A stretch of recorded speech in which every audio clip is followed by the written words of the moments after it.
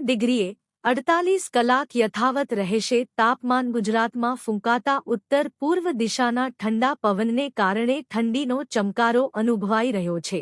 ઠંડા હિમ પવનને કારણે ગુજરાતમાં ઠંડીનો પારો ગગડીને 8.4 ડિગ્રીએ પહોંચી ગયો છે। ગુજરાતમાં સામાન્ય રીતે સૌથી વધુ ઠંડી કચ્છના નલિયામાં નોંધાય છે, પરંતુ ગુજરાતનું દાહોદ સૌથી વધુ ઠંડુ શહેર રહ્યું છે। આજે દાહોદમાં ઠંડીનો પારો ગગડીને 8.4 ડિગ્રીએ અટક્યો છે। હવામાન વિભાગે આગાહી કરી છે કે આગામી એક સપ્તાહ ગુજરાતના વાતાવરણમાં કોઈ મોટો ફેરફાર જોવા નહીં મળે। આવનાર એક સપ્તાહ સુધી રાજ્યમાં વાતાવરણ શુષ્ક રહેશે। ગુજરાતમાં હાલ અનુભવાતી ઠંડી આગામી 48 કલાક સુધી યથાવત રહેશે।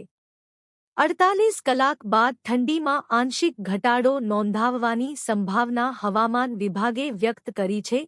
આજે 23મી ડિસેમ્બરના રોજ અમદાવાદના મોટેરા ખાતે આવેલ નરેન્દ્ર મોદી સ્ટેડિયમમાં ભારત વિરુદ્ધ દક્ષિણ આફ્રિકા વચ્ચે છેલ્લી ટી20 મેચમાં હવામાનનો કોઈ વિક્ષેપ નહીં રહે તેમ હવામાન વિભાગે જણાવ્યું છે। આજે સાંજના સમયે પવનની ગતિ 5 થી 10 કિમીની રહેવાની સંભાવના છે। જો કે પવનની દિશા ઉત્તર પૂર્વીય રહેશે। સાંજના 6 વાગ્યાથી રાત્રિના 1 વાગ્યા સુધીમાં અમદાવાદમાં 3 થી 4 કિમી સુધીની વિઝિબિલિટી રહી શકે છે।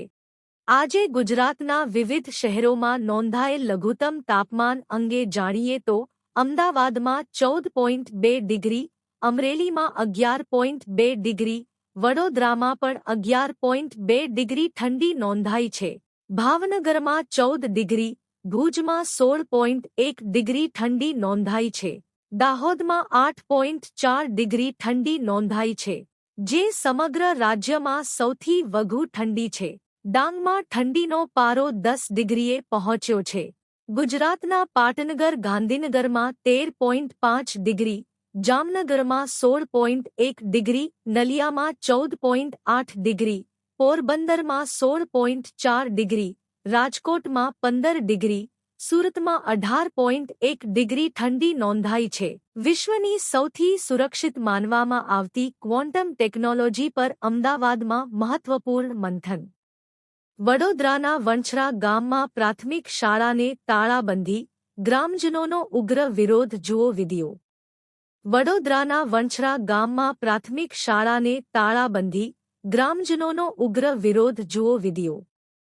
સુરેન્દ્રનગર દુધરેજ ચમારજ માર્ગ પર પીવાના પાણીની પાઇપલાઇન ભંગાણ જુઓ વિડિયો। સુરેન્દ્રનગર દુધરેજ ચમારજ માર્ગ પર પીવાના પાણીની પાઇપલાઇન ભંગાણ જુઓ વિડિયો। ડોગ બાર્કિંગ રીઝન્સ, તમને જોઈને શ્વાન કેમ ભસે છે? તમે નહીં જાણતા હોવ સાચું કારણ। ડિસ્કવર બ્રેકિંગ ન્યૂઝ, સુરત ગોડાદરામાં ફર્નિચરના ગોડાઉનમાં ભીષણ આગ, 100 થી વધુ પાર્સલ બળ્યા, કરોડોનું નુકસાન, જુઓ video. Discover herbal diets capsules, સ્વસ્થ શરીર અને શાંત મનનો એક જ રસ્તો મેડિટેશન।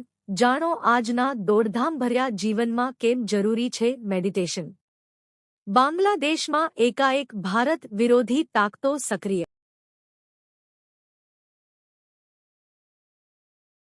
ગુજરાતમાં આ વર્ષે જાન્યુઆરી સુધી ઠંડીનો ચમકારો અનુભવવા મળશે તેવી આગાહી કરતા હવામાનના જાણકાર અંબાલાલ પટેલે કહ્યું કે ગુજરાતમાં આ વર્ષે જાન્યુઆરીમાં વાતાવરણમાં પલટો જોવા મળશે।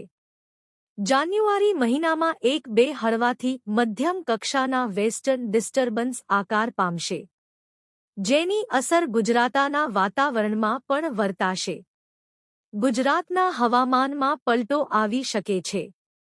આગામી સપ્તાહે વેસ્ટર્ન ડિસ્ટર્બન્સ આકાર પામશે, જેના કારણે ઉત્તર ભારતના પર્વતીય વિસ્તારોમાં હિમવર્ષા જોવા મળશે। ખાસ કરીને હિમાલય પર્વતમાળાના વિસ્તારોમાં વેસ્ટર્ન ડિસ્ટર્બન્સની અસર વધુ જોવા મળશે। આ સમયે એન્ટી સાયક્લોનિક સર્ક્યુલેશન પણ બનતું હોવાથી ગુજરાત તરફ આવતા વાદળોને પાછા ધકેલાવાશે, જેના કારણે ગુજરાતમાં આગામી 20 ડિસેમ્બરથી 22 ડિસેમ્બર સુધી ઠંડીનું પ્રમાણ જળવાઈ રહેશે।